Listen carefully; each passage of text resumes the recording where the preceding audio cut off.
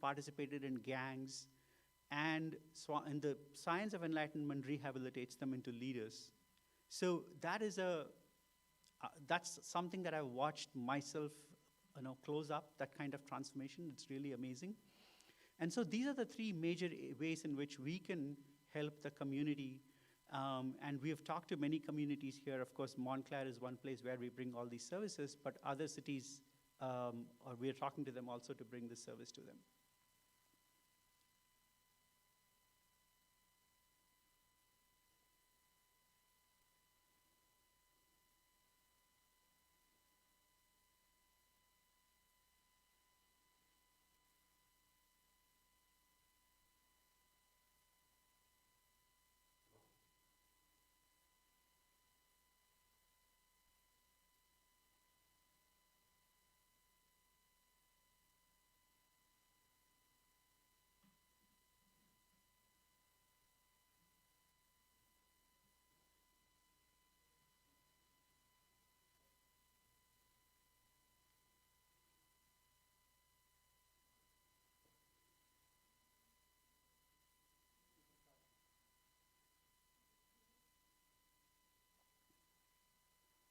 Sorry, we were streaming this program externally, and there was some difficulty with that, so now it is fixed.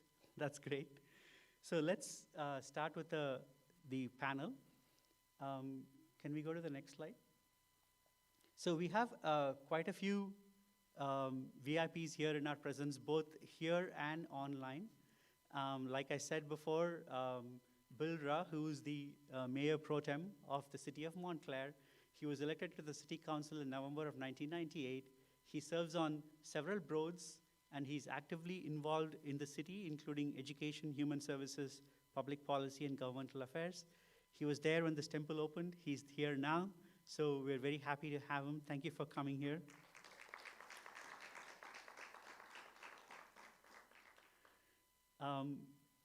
So we have a few other VIPs who are participating online. And so you won't see them here, but they are online. Mr. Anthony Hilton, who is the Member of Parliament, he serves as the MP for Western St. Andrew, Jamaica, and he's currently the leader of opposition business in the House, as well as the Shadow Minister of Industry, Investment, and Global Logistics. And he is joining us online. Welcome, Mr. Hilton. Swami Azir Shananda, he's also joining us online. He is, at a very young age, Swami Azir Shananda realized that he's going to dedicate his life for spiritual pursuits. He's trained under and received initiation from Guru Sri Sri Ananda Murtiji. And he's a proponent of Ashtanga Yoga and teaches yoga and meditation in Southern California. And we have Ashok Desai ji right here with us. I'm so glad to have him here. He's a philanthropist and entrepreneur from the Jain Center. He's been very actively involved for many decades in the betterment of Hindu and Jain communities in Southern California and USA. He's a real dear supporter. He's a dear friend of ours. He is a disciple of His Divine Holiness, and he's participated in Kumbh Mela USA, and we are very happy to have him here. Thank you for coming. We also have Amrit Bhandari ji, who's also an entrepreneur and philanthropist. For several decades, he has been a successful leader in several Hindu and Jain events and activities in Southern California. He's a very ardent supporter of Swamiji, and he's participated in many events here with us, and he is a very important luminary in the Indian and Hindu community here in Southern California. Thank you for being here.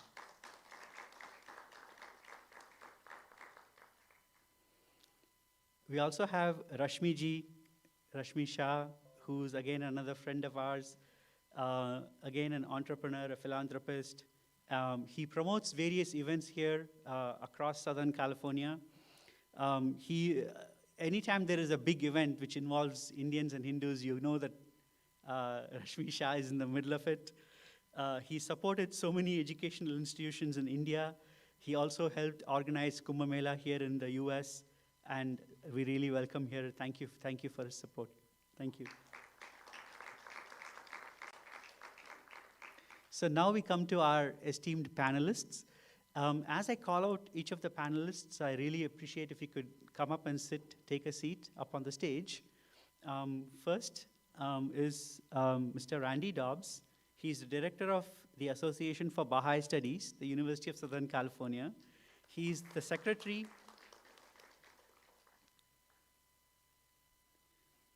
He is the secretary of the Spiritual Assembly of the Baha'is of Los Angeles. He is a member of board of directors at UCLA and part of Interfaith Collective at Mayor's office in Los Angeles.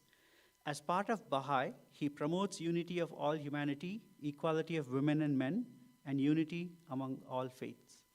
Thank you, Mr. Dobbs, for coming here. Appreciate it. The next person here is Ma Baljit Kaur. She is the secretary of Northco Gurudwara. She's a prominent activist involved in sharing the teachings from Sikh tradition, and she plays a vital role in interfaith events and relationships here in Southern California. She's a strong voice for women, and she stands for cultural diversity, service to humanity, and manifestations through interfaith collaborations for the betterment of our community. Thank you for coming here. Please join us on the stage.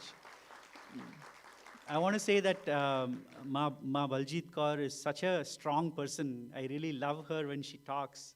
And she's participated in our panels before, and her contributions are very valuable. And her sense of justice, I really appreciate that. And thank you for being here. Online, we have Preeti Talwar. She's from Soka Gakkai Buddhist community. As part of the international Buddhist community, she shares that each person has the courage, wisdom, and compassion to face and surmount any of life's challenges. The community upholds respecting the dignity of human life and the interconnectedness of self and the environment. And she also supports them in maintaining in peaceful coexistence with all faiths. The next panelist is our very own Ma Nitya Muktikananda. She is the coordinator of Kailasa, Los Angeles Nityanandeshwara Hindu Temple. She is a disciple of the Supreme Pontiff of Hinduism, His Divine Holiness, Bhagavan Nityananda Paramashivam. And she is an avid believer of the traditional Sanatana Hindu Dharma and the empowerment that can be shared with humanity therein. She promotes Advaitic lifestyle as shared by Bhagavan, and that leads to superconscious evolution of all humanity and peaceful coexistence of all communities. I invite her to come to the stage. So full disclosure, she's my wife. So if I clapped a little harder for her, you'll understand. So knowing her on a daily basis, I know what kind of a fighter she is. So glad to have her on the panel. Last but not least, we have Mr. Khalid Naseem Ahmed from the Ahmadiyya Muslim community. Mirza Ghulam Ahmed founded the Ahmadiyya Muslim community in 1889 as a revival movement within Islam, emphasizing its essential teachings of peace, love, justice, and the sanctity of life. The community categorically rejects terrorism and promotes the community's living harmoniously. I really appreciate Mr. Ahmed for coming here, and please join us on the stage.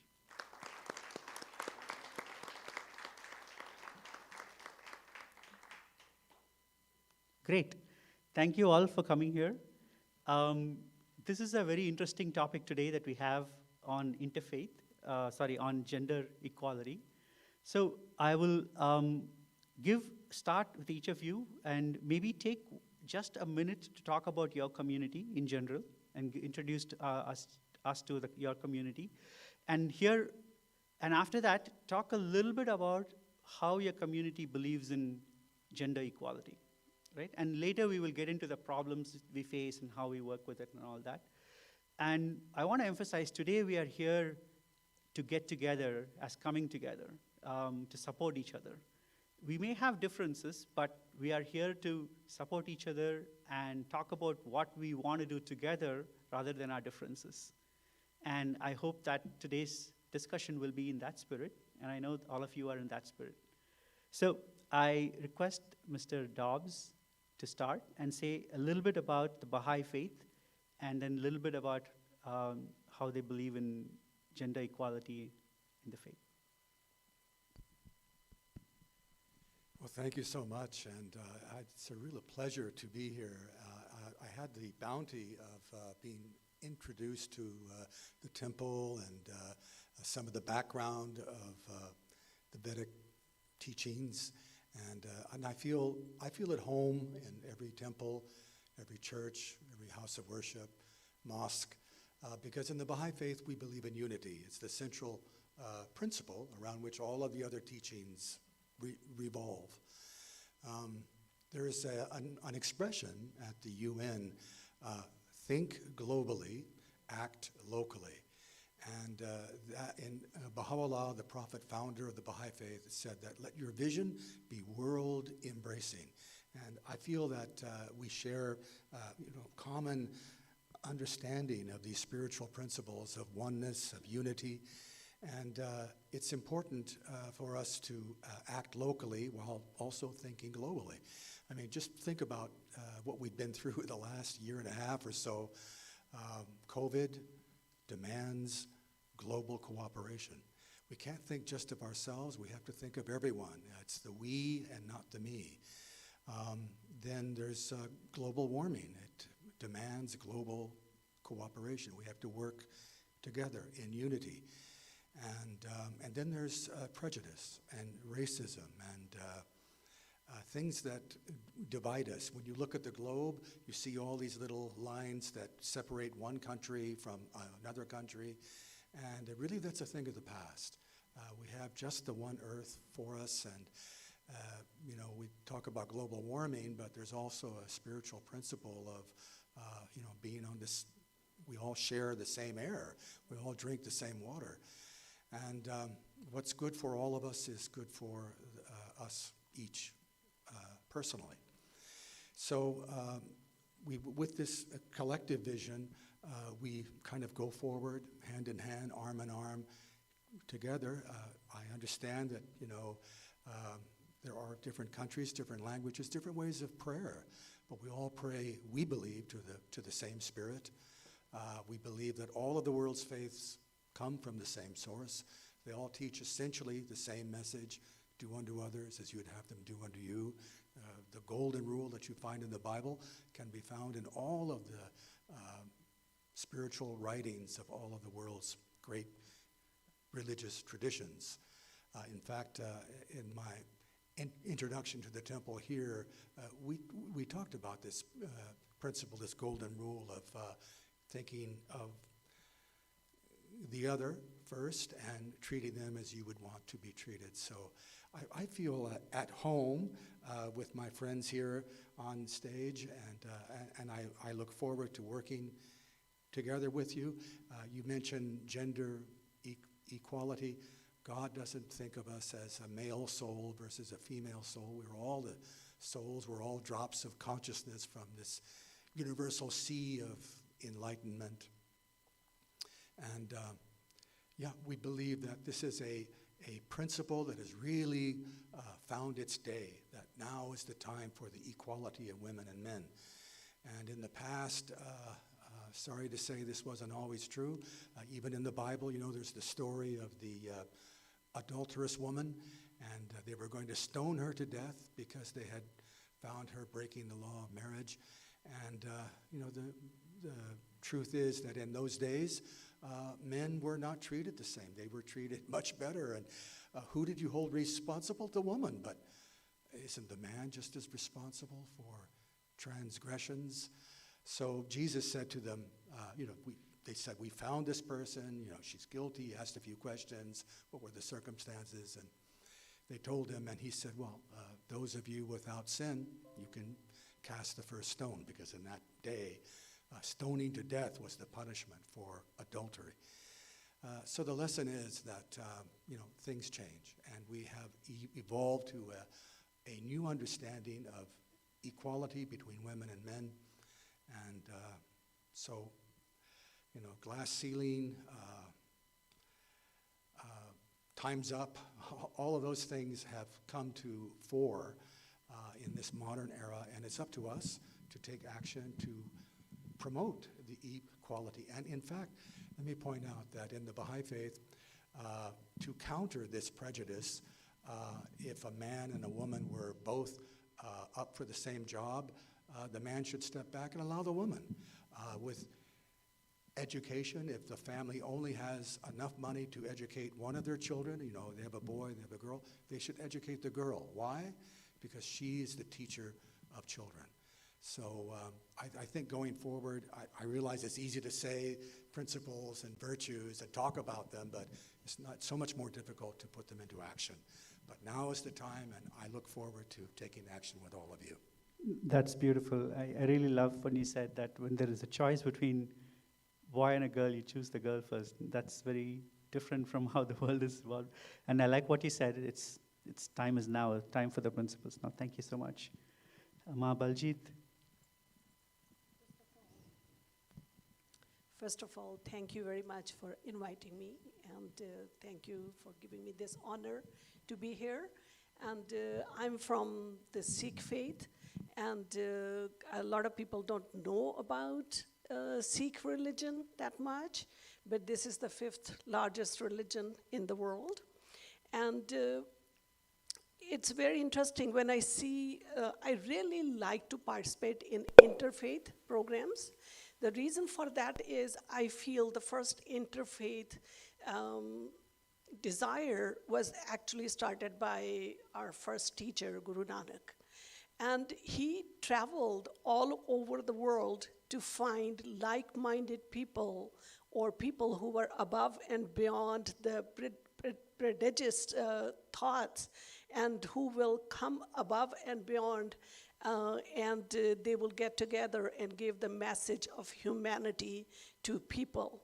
So the basic principle of Sikh religion is human ki jaat sab hai ek hi pehchan bo, that human race should be known as only one, as humans, nothing else.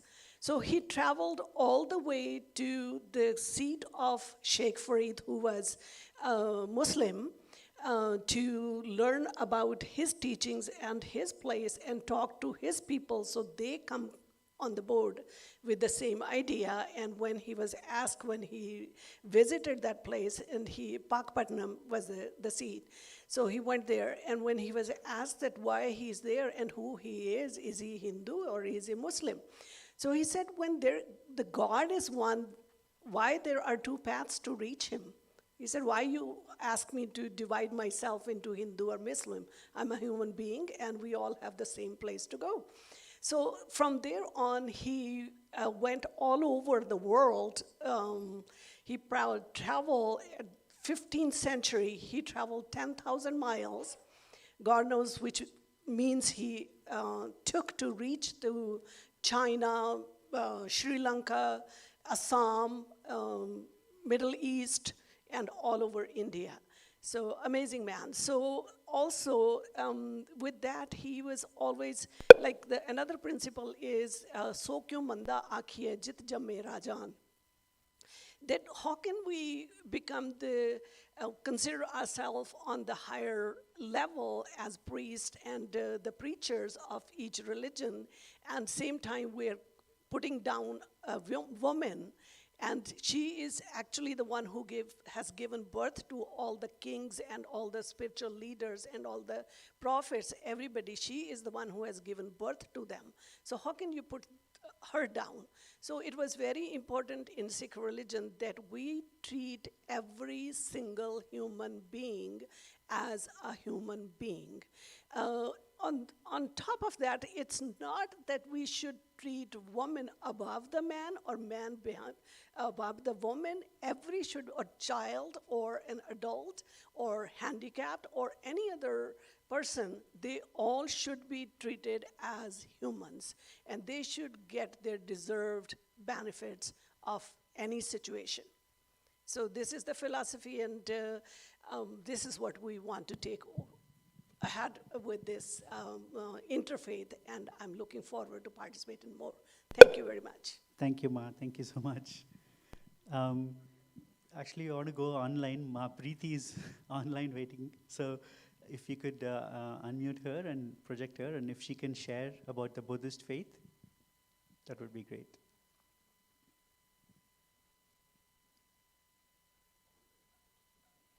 Ma Preeti, are you able to hear us? Yes, we can hear you.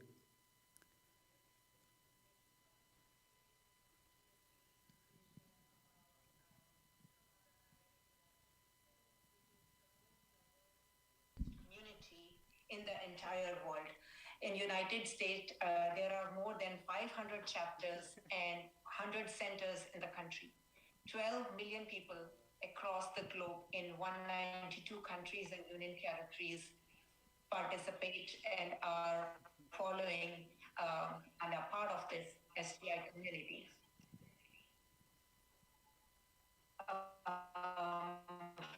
The main, I would start with what is it about really? I think there's a lag in between when I'm talking. No, you can share her.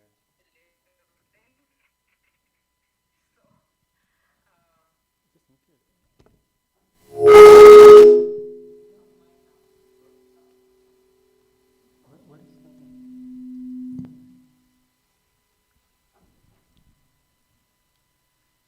Sorry.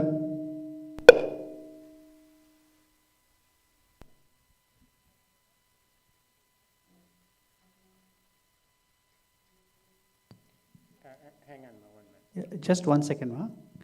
While they're fixing it, can we go with Mr. Ahmed here locally and then come back to Ma Preeti?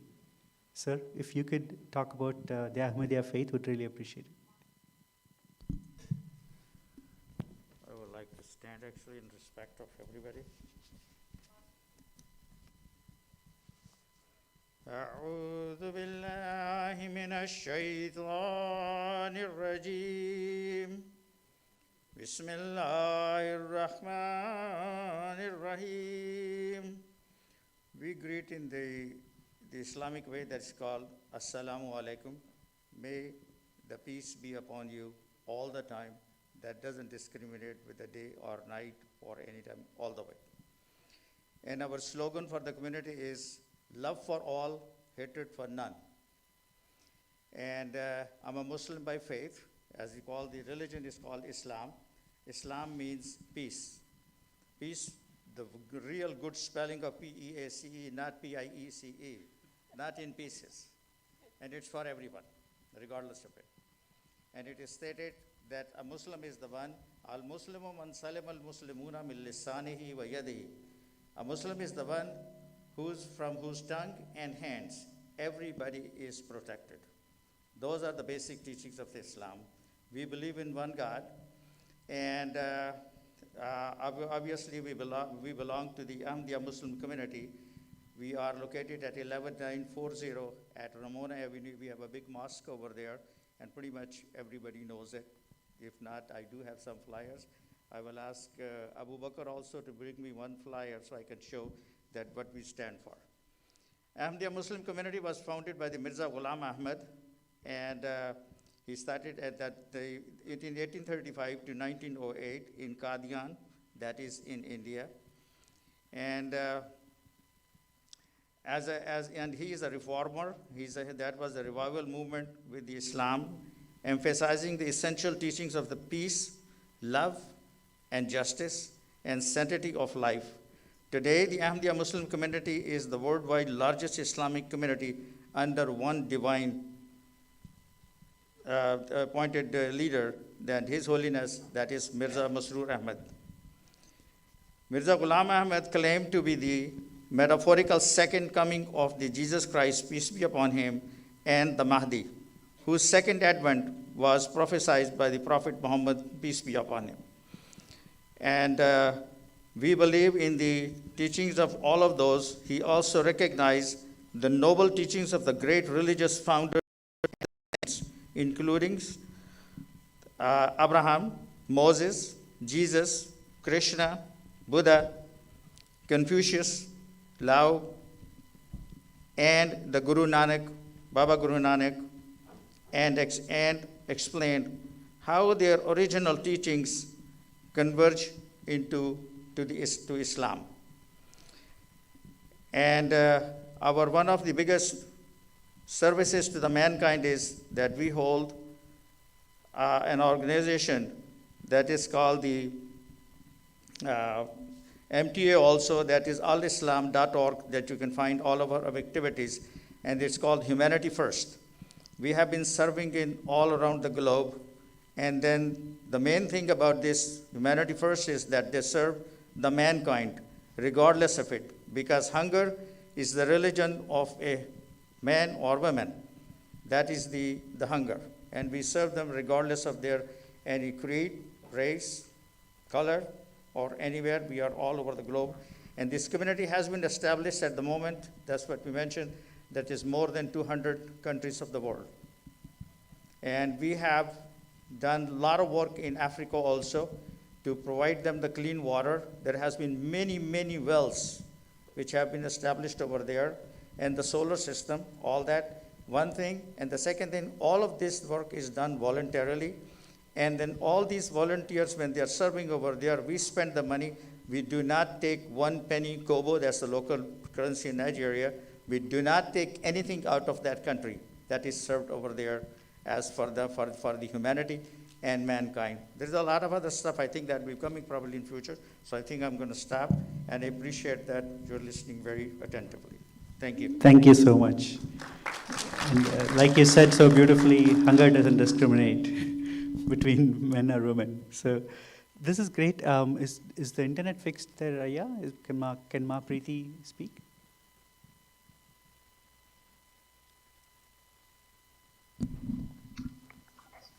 Ma Preeti, if you can unmute and speak. Can you hear me? Can you hear me? Yes, please go ahead.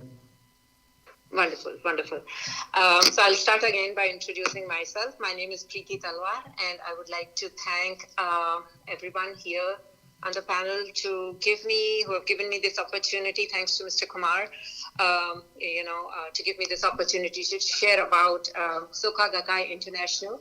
That is the organization I belong to, and I'm representing my organization here. Soka Gakkai International is the most diverse Buddhist organization, which has about 500 chapters, 100 centers in the country, in US itself. About 12 million people are members of this organization in 192 countries and union territories. Well, what is the purpose of a religion? It is just to enable all human beings to be happy. And that is the goal of SGI. SGI Buddhism enables every single person to become happy without exception. We chant Nam Myoho Renge Kyo. Those are the characters we chant. And once we chant, every human being gets empowered and gets that courage, wisdom, and compassion to awaken that Buddha nature in them. The essence of Buddhism is the conviction that we each have within us the ability to overcome any difficulty that we may encounter in our life. This inherent potential is what we refer to as the Buddha nature, a state of life characterized by limitless courage, wisdom, and compassion. And once we start chanting, that Buddha nature comes forth. Gender and equality and woman empowerment are the core principles of SGI. SGI is committed to empowerment, in which we believe that it is essence to fully unleash boundless potential inherent in every human being. Each and every person, as they are, has the ability to become a Buddha, and there's no exception to a woman. We are all the same. We are all the same. We have separate Sophia meetings, and there's so much of emphasis that the woman is considered as the sun of the family. She is the one, who can bring the whole family together and drive it in a direction where she wants. And, that is what empowerment means. That is, we get from this organization. This is not a religion. This is a philosophy. I was born in a Hindu family in India, I still practice Hinduism, but this is a philosophy that has given me wings to fly, that has told me that I have the potential to do everything and anything, that I believe in, that I want, that I aim for. There's a lot I can carry on, but, considering my time duration, I'll hand it over to the next panelist. Thank you. Thank you so much, Ma. That is so beautiful. Thank you for the information you gave. So I know we already heard about Hinduism. I spoke a little bit about our organization. See, all of us know that our religion doesn't discriminate, right? The principles of the religion don't discriminate. But today the reality is different. So let's talk a little bit more about the challenges we face today. What are the problems we're facing in spite of what the religion says? What is the problem that we face? And I'd like to start with Ma Muktika. As Hindu women, what are the problems that we face? If you could say a little bit more. Sure. So before I start, I would like to give offer my gratitude and my humble pranams to His Divine Holiness Bhagavan Nityananda Paramashivam, who as the founder and as my guru, as the energy in this space here, has given us phenomenal depth of knowledge in understanding Sanatana Hindu Dharma from its true essential roots. Having said that, the glorious past of Hinduism has been phenomenal and celebrates women. What I have heard first as I walked into one of our temples was Tattvamasi. This is the truth and the foundation that actually says, you are that. So from having experienced a glorious past with that as the fundamental context, we are here today where women, sorry?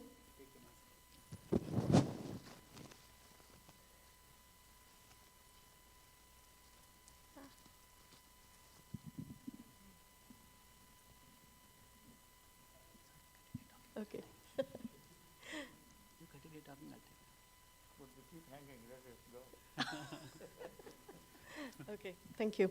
Sorry for that. In today's world, what we see is the Divine Mother that used to be celebrated and that is still celebrated all over the world as the foundational, fundamental energy is not being given the due. Women who used to hold phenomenal positions and who were respected beyond everything are now not given the same status. We are seeing that they are considered as a minority. They are being considered as people who cannot be holding important positions or can be participating in religious circles in the form of rituals, in the form of empowering others. What we want to stand for is to bring back the traditions as it originally existed, to ensure people understand that as a woman, you are empowered. As a woman, you have the right to the best life possible. You have the right to experience the highest space of completion and superconscious evolution. And this is what I feel we need today, which is missing in our communities. And this, when we worship the mother energy, will take us to greater heights. Thank you. Thank you. Thank you for sharing that. So what you really brought out is, even though women may be breaking the glass ceiling in some corporations, in religion they are not being given equality in India, or especially in Hinduism, right? And that's what Swamiji is trying to fight for.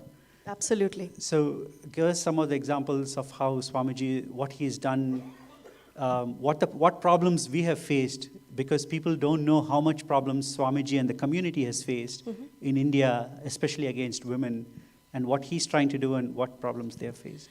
So one of the fundamental things for which a huge persecution is going on, and this has been going on for many, many years, that we are fighting for justice, is as a minority community, how we are being persecuted, how Swamiji, who is standing for the rights of the minorities and for the rights of women, he is being persecuted because he is a force to reckon, and he is ensuring that women get their rights. In the organization, for example, right now, the organization in Nityananda Sangha, we have today most of the organizations, most of the Adinams and the Kailasas around the world are headed by women. He is empowering each and every woman to seek and find her highest potential.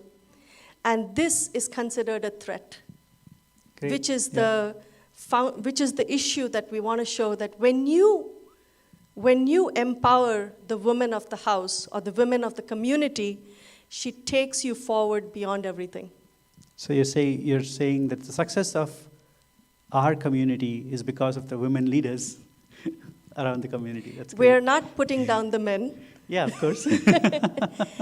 Where it is about saying that you don't compare, right? There is no comparison, but each individual, like what Randy, you were saying, whether you are a woman, whether you are a man, or we have 11 genders, right, that have been identified, it doesn't matter what you are, what you integrate yourself with, Yeah. but you have a space and you have a way to manifest your success.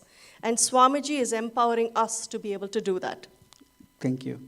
So I want to ask Mr. Ahmed, what challenges do you see in today's community in practical terms, in terms of enforcing or seeing that equality in practice, especially with related to your community? Bismillah ar-Rahman ar-Rahim. In the name of Allah, the gracious, the merciful.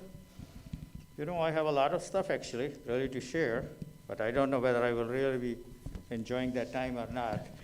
Just So, a few thoughts, we'll come back to you I'll more. bring you my thoughts into that one also. That if you look into the gender inequality, it's a very hot issue. In general, this is ascribed as to the religion where it is cause of purely non-religious matter in Islam. Because God has said in his holy book, the holy book of the Muslim is called Quran, and Quran itself by word, it means its meaning is the most recited book. If you look at today, that is the most recited book on earth.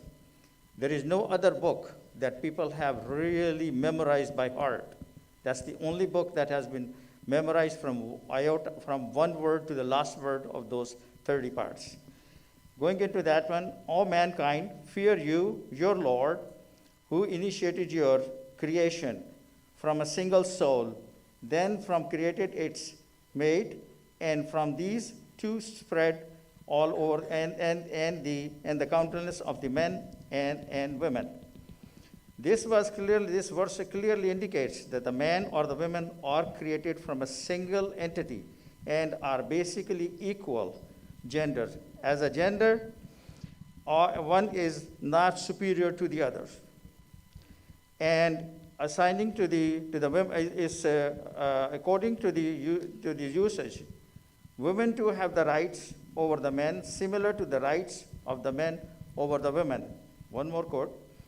The verse clearly denotes that the rights enjoyed by the men are the duties of the women, and the duties of the men are the rights of the women. This implies similitude between both the genders. There is no right confirmed on the man that women may be dependent on the basis that she is a woman. So, men, however, have an advantage over them. How?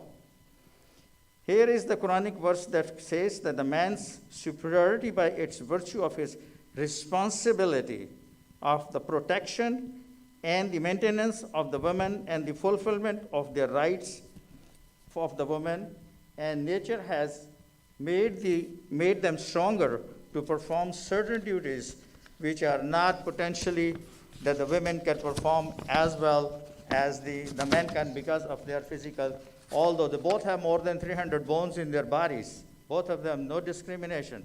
That is an equal gender, equality of the gender. Then coming to this one more aspect, I will mention that so that really can shed light onto this, what Islam enjoins into that one, the equality of the gender. The man that earned, and for women is what they earn, but women has not been burdened with the financial responsibilities of the family. It has been squarely been placed on the shoulders of the man. He is the responsible to ensure the fulfillment of the rights of the women, even even though she may be earning herself. It is not the responsibility of her for the financial burden to support the family.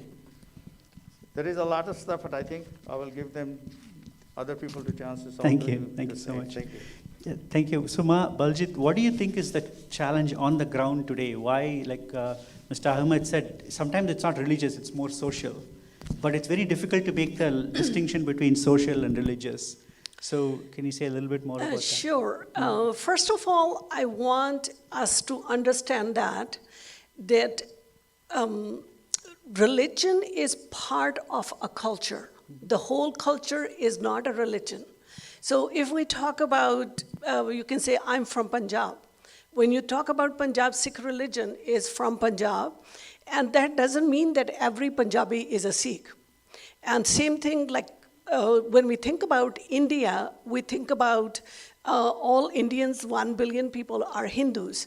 They're not. So same thing with any country where the religion is existing, we think all of them are religious people. They are not. So also the other factor is that religion being, I use the kind of a present term now, that religion's been hijacked by people who were getting benefit out of that. I will blame that to priest class more from last 1,000 years. So the original religion of any type of religion was buried under their superficial books that they'd written on top of the books that we had, our holy scriptures. So the people, since they changed the language, people were not allowed to go back to read, and they were prohibited from reading the original. So this is how the Sikh religion came, and then they write most of those things into the local language. So the Shri Guru Granth Sahib Ji is written into different languages. It's probably 16 different languages that it's written in the book. I'm not talking about translation. The verses are written into different languages. And also he collected from different saints from each religion who were talking about one God and equality. If you don't stand on that perimeter, your writings are not going to be included into that holy book, which was written or compiled in 1604 by the fifth teacher. So that was the perimeter, like you have to stand on that. But at the same time now, time to time, the people who are in charge of that particular religion, they will take the benefit to use it for themselves, being upper class, being male dominacy, and being whatever benefit, the more money, I will say, the more greed. Whatever they can get out of it, they will use that for that purpose. So we should not be considering that that is original religion. So it is very important, as Muktananda was talking about, that it's a time for awakening. It's a time for realizing that what we've been taught from last probably 1,000 years, probably it's not true. So we have to go back to our own scriptures. We have to study by ourselves and try to find out what is right and what is wrong. And no religion on this earth will tell you there is inequality between the race or color or gender. Every religion is like agree on this one thing, that we are all equal. Yeah, that is so beautifully said. The two important points you made. One is, if the original scripture is not understandable to the common man today, the language is different, it is now in the power is in the hands of the person who either interprets it or misinterprets it, right? So, and then power comes into play rather than the interpretation, which is what Swamiji is doing, right? The original Hindu scriptures were written in Sanskrit. And because nobody understands it, it's become a social issue, gender inequality, and he is reviving the original scriptures, teaching it in English to people, but he insists that we quote the original scriptures and make people aware. So it's a very important point. So I just wanted to... People were prohibited from learning the language. That was the Oh, thing. beautiful, yeah. People are prohibited from learning, so they won't know the actual truth. Great, so... Well, you know, I thank you so much for sharing that, and I wanted to kind of add on to what you were saying about the difference between, say, culture and religion. And, you know, like in this culture, there are all kinds of laws for anti-discrimination. There's laws on the book, and, you know, the courts have cases like this where, you know, people go and demand justice. But the issue is that, you know, those laws don't penetrate into the bedroom. They don't penetrate into the home beyond the front door. What goes on within the home is really a matter of spiritual understanding or lack of it. So virtues, spiritual principles have the ability to penetrate into the home, into the bedroom, and penetrate into the heart. So because until people kind of internalize these spiritual principles, things aren't really going to change because our understanding hasn't changed. There's a wonderful metaphor in the Baha'i writings about the wings of a bird. If male and female are equated to the wings of a bird, when both wings are strong, the bird can soar. If only one wing is strong and the other is weak, the bird is not going to fly very far. So that's so beautiful. I think one of the important things you said is there is a limit to which laws can help us, and only spiritual teachings penetrating into our heart and into our houses is going to make a difference. And that's so beautiful. And from combining it with what Mat Baljit said, it is our responsibility now, it seems like this is something we have to do, to bring the original teachings and teach them as they were written originally and make people understand that. And that's very important. So I just wanted to add a little, saying that we need to stand up to ensure that religion or the way of life that each community or each person chooses does not become a socio-economic problem. I think that is one of the big distinctions we need to make and educate people.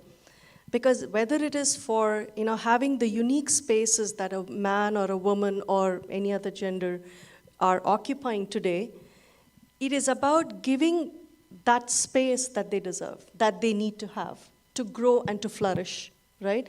And that is something that we need to understand is the role that the religion that you take, because the way of life or the philosophy that you choose, when you start applying it to yourself, it becomes your religion, right?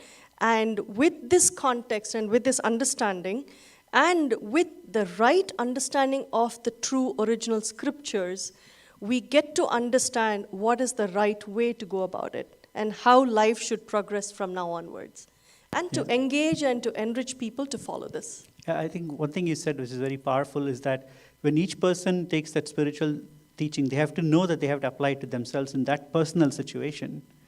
And I think that is important. We not only teach people to make it personal, but also make people understand that empowerment is also something that they have to stand up for, right? It's very important. So I just want to invite you to say a few words on how you think social and religion interacts today, and is there an effect of that, and how do you overcome that? Any thoughts you have? Yeah. I would like to share that. Yeah, your mic. Yeah. I think as long as we're really sharing the beauties of our religion, if we emphasize on it, no matter where you come from, whether it's Christianity, Hinduism, Sikhism, all that, as long as what we are saying over here, there's emphasizes, and because they're the true teachings of their religion, and they can share it within their own community, I think then there would be no question about it, there would be inequality. That means we would be living in real in harmony, and there would be an equality. At the same time, like in Islam, it says that in the Quran, it says, La ikraha fid din. There is no compulsion in the religion. You cannot even compel anybody that you really have to accept even the faith, unless it really comes from your heart. So as long as we can share those beauties of the religion and then share with the other religions also, that's what, so I think there would be always in harmony into into the society, and there would be no the inequality among those that what we are saying, that because it is created by the media or the others, or generally, I think if we see it sometime, these things are happening over here. Those are created by the governments or for their own agenda, but that is not the true teachings of their religion. Otherwise, there would be no inequality among the genders. Yeah, I think there's something very beautiful you said, that the people are exploiting others. People like government and media are spreading lies about, like Islam, saying, okay, treats women differently, or Hinduism treats women differently. This is one of the ways in which our community was persecuted. It's the people in power who have the control over media able to say that, hey, they ill-treat women, and then it becomes the accepted truth instead of being reality, right? So how do we fight that? I think today the social media is both a curse and a boon. And so how do we fight that? I'd like to invite Mr. Dobbs to say a few words. Well, it's a great question, and really, I think we're all grappling with that because the media is pervasive. The internet, and there's all kinds of, we have access to all kinds of news. And it used to be in this country, when I was young, a long time ago, there were only a limited number of venues where you could get the news, and most of them were very similar. ABC was similar to NBC, similar to CBS, and those were the venues where we got our television news and the great papers of the country, like the New York Times or the Chicago Tribune or so on. They all more or less had standards by which they operated. We still have those standards, but there is a multiplicity of venues that is staggering. And unfortunately, I think a lot of it is our own attitude, that if we go to news to confirm what we already believe, that's not helpful. It's more beneficial, I think, to kind of get news from different sources and make sure that they are different points of view, because unless we, this e pluribus unum, out of one many, or out of many one, it's up to us to kind of, it's our responsibility to ferret out the truth, and you can do that best, I think, in the modern times by getting your source of news from different places, and then judging for yourself by, using spiritual standards as your yardstick to measure what is true and what is not. Thank you. Ma, do you want to share something about how we can change the media narrative that is going against us? Media can be changed only when we will change. It depends on each individual of us.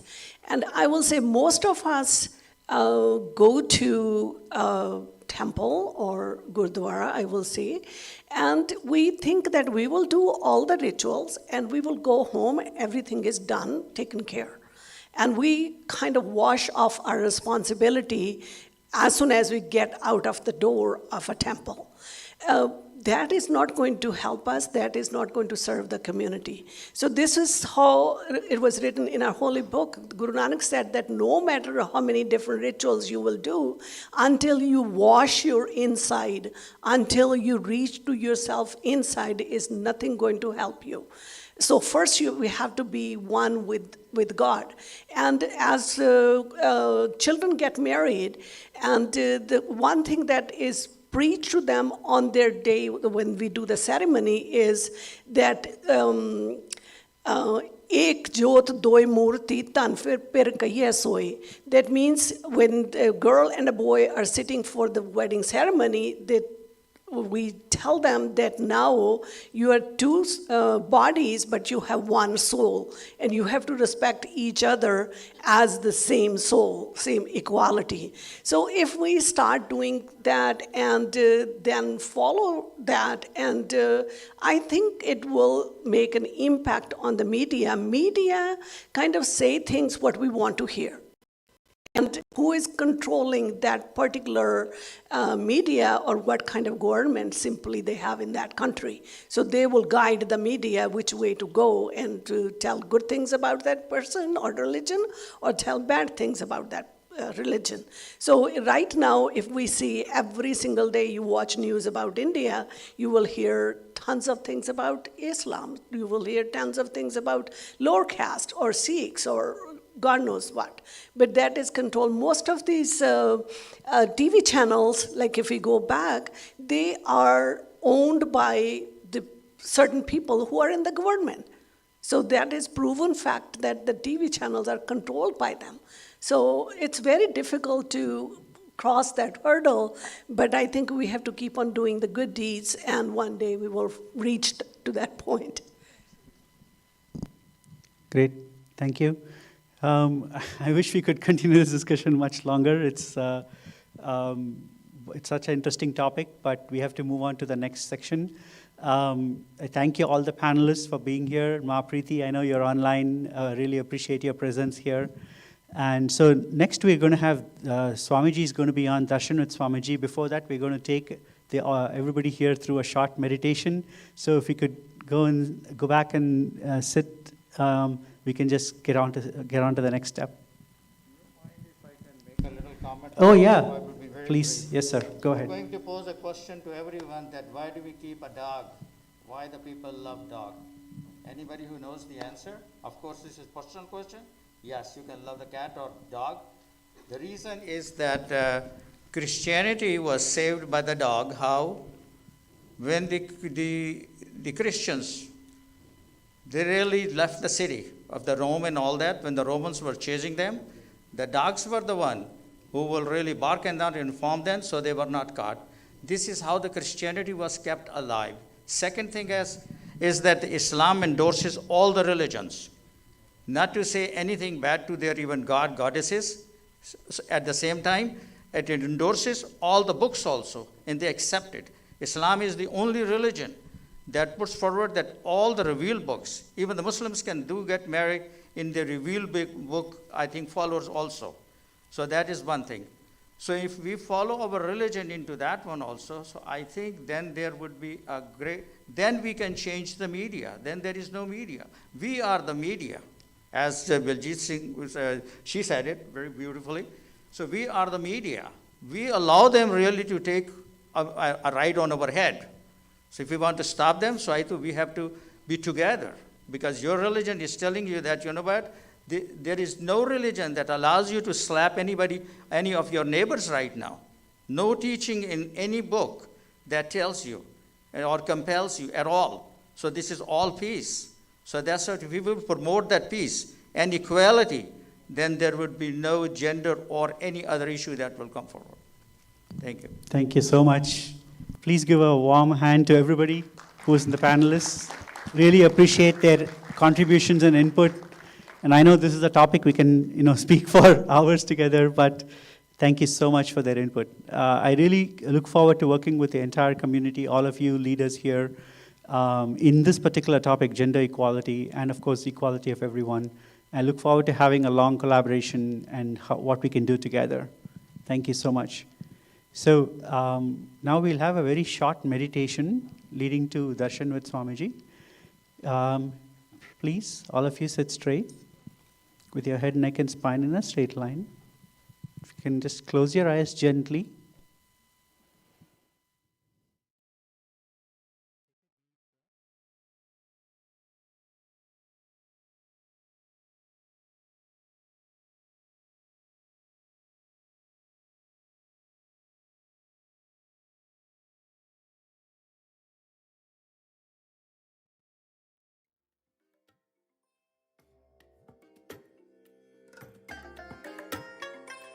I bless you all.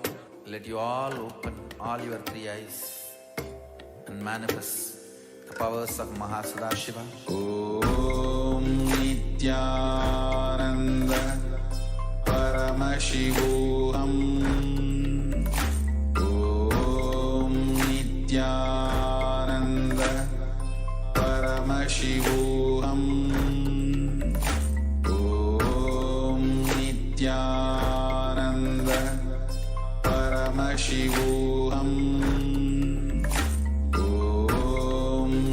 Nityananda Paramashivoham.